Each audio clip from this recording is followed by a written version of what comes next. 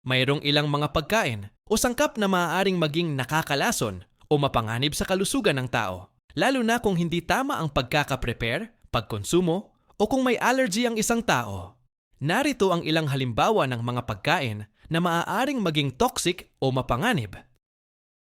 Una nga diyan ang fugu o puffer fish, isang uri ng isda na karaniwang kinakain sa Japan. May mga bahagi ito na may tetrodotoxin, isang malakas na neurotoxin na maaaring magdulot ng paralysis o kamatayan kung hindi tama ang pag-prepare. Pangalawa, ang green potatoes and potato sprouts.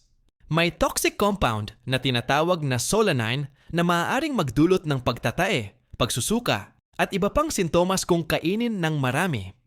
Ang pangatlo ay ang rhubarb leaves. Ang mga dahon nito ay naglalaman ng oxalic acid na nakakalason, habang ang ugat at tangkay ay pwedeng kainin ng ligtas. Pang-apat naman ay ang cassava, o mas kilala dito sa atin na kamoting kahoy o balanghoy. Kung hindi maayos na luto, ang cassava ay maaaring maglaman ng cyanogenic glycosides na nagiging cyanide sa katawan. Kaya dapat ito ay tamang lutuing mabuti. Panglima ay ang raw kidney beans. May lectins na nagdudulot ng food poisoning kung hindi niluto ng maayos. Pang-anim ay ang mushrooms o kabote. May ilang uri ng mushroom na nakakalason, tulad ng Amanita phalloides, death cap mushroom. Mahalaga ang tamang pagkilala bago kainin. Pangpito ay ang nutmeg.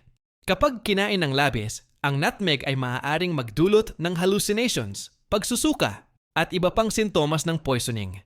Mahalaga ang tamang kaalaman sa pagluluto, paghahanda, at pagkain upang maiwasan ang food poisoning o pagkakalason.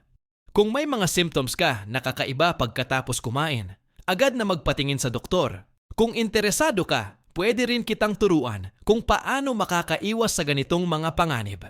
Kung may natutunan kayo, ay hinihikayat kitang mag-subscribe dito sa aking channel para sa mas marami pang mga video na tiyak na marami kayong natutunan. Kaya hanggang dito na lang. Peace!